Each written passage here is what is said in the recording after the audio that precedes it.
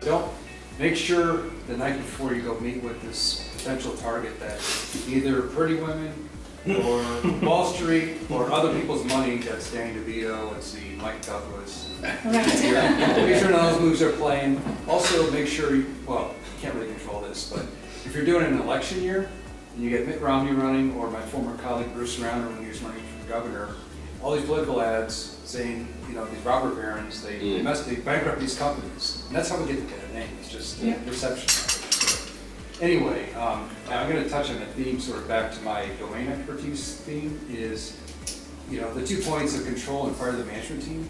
I think the key objective is when you have a target in mind and you're trying to court this potential seller, is what is his or her objectives post-closing? They want to retire completely, they want to get out, or they just want to take some chips off the table? Because that's a very important distinction in terms of how your pitch should work with that owner. If if they want to exit completely and they want to retire, they're older, burned out, want to do something else, whatever reason, then it's more transactional. If it's one where they're kind of intrigued with the recapitalization, recap meaning they sell a minority or majority stake in the company that retain 20-40%. That's a whole different situation because they're not really a seller. In that case, they're more looking for a partner because they want to keep doing what they're doing.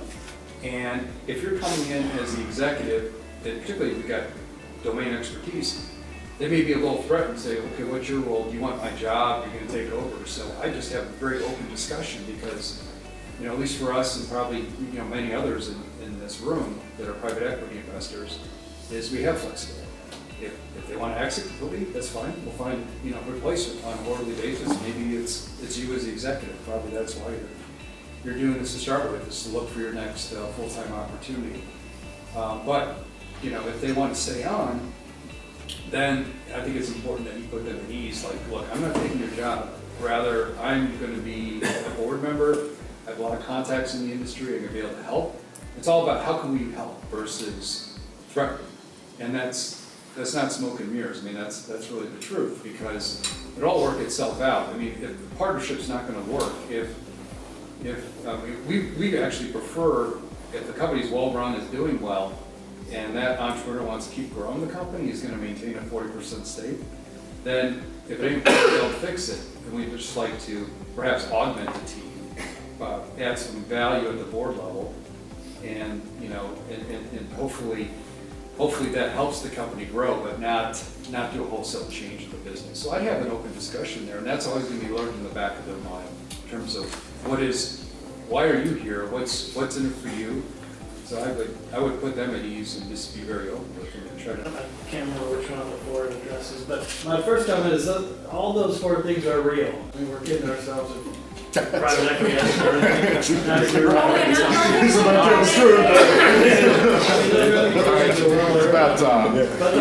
But my point is that a $25 million EBITDA company that Harris Williams sells for 10 times and they lever it up 7 times, they're going to make a bunch of changes and they're going to need to make a return. And that's still called private equity. But yet, Steve and Jeff and Chip find a company, back somebody, work the deal. That's called private equity. I mean, it's sort of a misnomer because they're not at the same end, but yet they get called the same thing.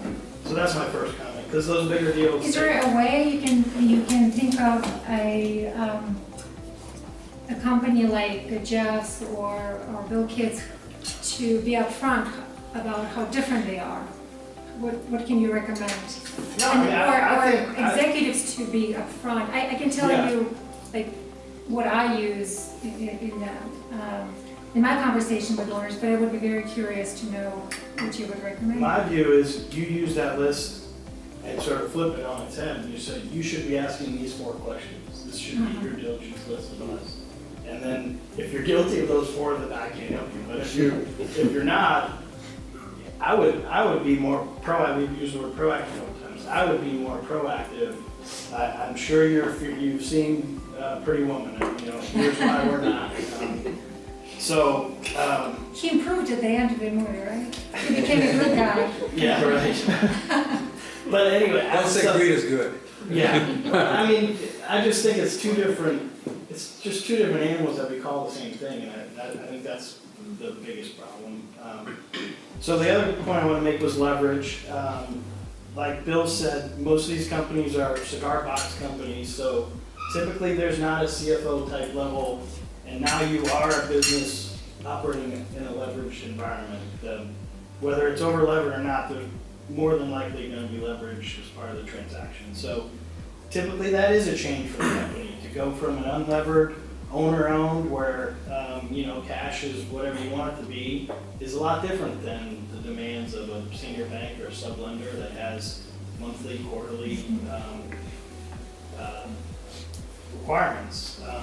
But I would say that the positive, though, by working with a private equity fund, is they have relationships with lenders that they've worked with on a number of deals. You're not having to go knock on every door of a bank and deal with strangers. You're dealing with people that they have long-term relationships with, and you get the value of that in these smaller deals that everybody knows it's not if, it's when something's going to go wrong. And so ideally, or more than likely, you're not going to be involved with a lender that doesn't get it.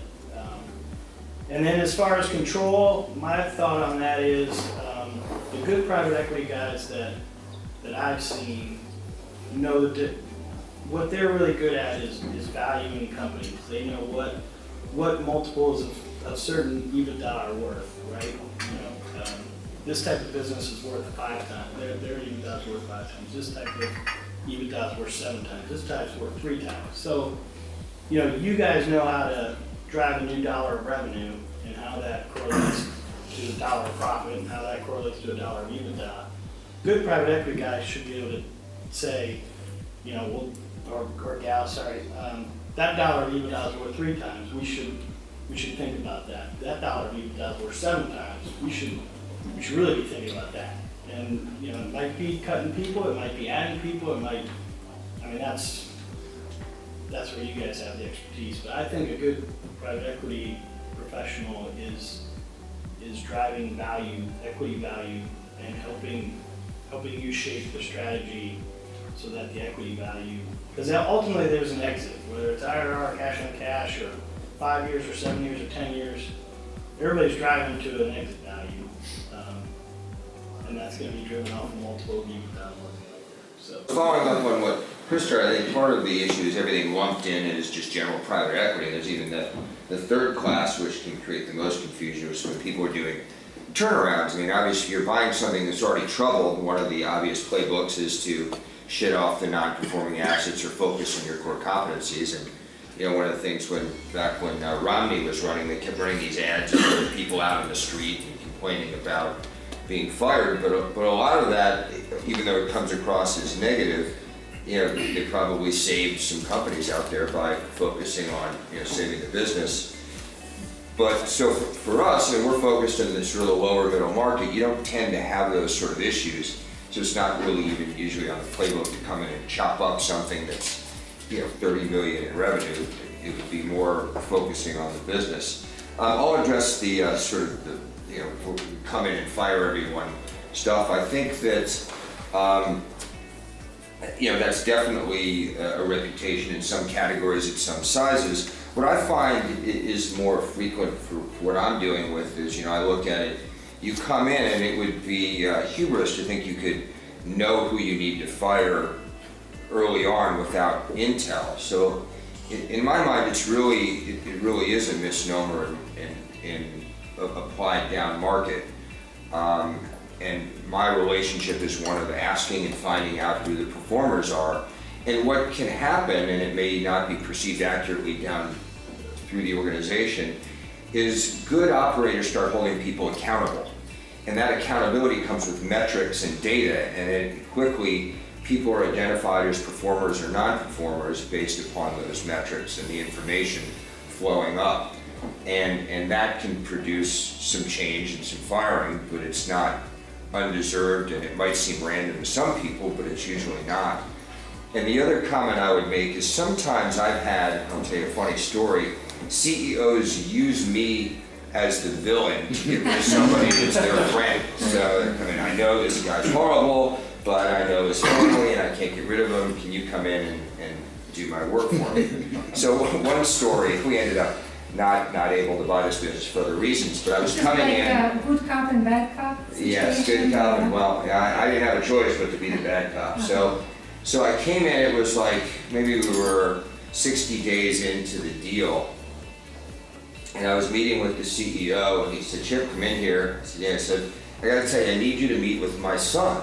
I'm like, why? He said, I didn't tell him I added back half his salary.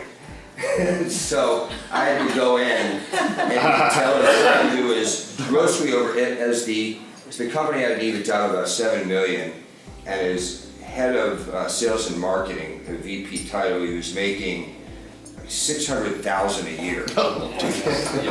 And so I had to go and tell him his salary was basically being cut to about, I think it was like 175 or 200 or something like that.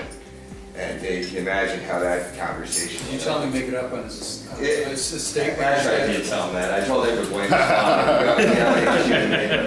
But anyway, so that was a good example of what I was talking about. You know, there's all sorts of stuff you can run into, and you know, maybe he viewed us as the big bad people at that point.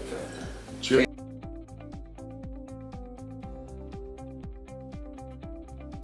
You may be describing a situation that's already a turnaround. So EBITDA was higher and it became lower and it becomes more stressful. I'm not sure if that's the situation, but that may be the case. But anyway, we always look for, you want to have at least a 25% cushion on your EBITDA. Your EBITDA could decline by that much before you would trip up a covenant. And, you know, hopefully even more. What we try to do is we negotiate with the lenders because we're not going to take as much leverage as perhaps the market will bear. In return, we want looser covenants. So that's the trade-off.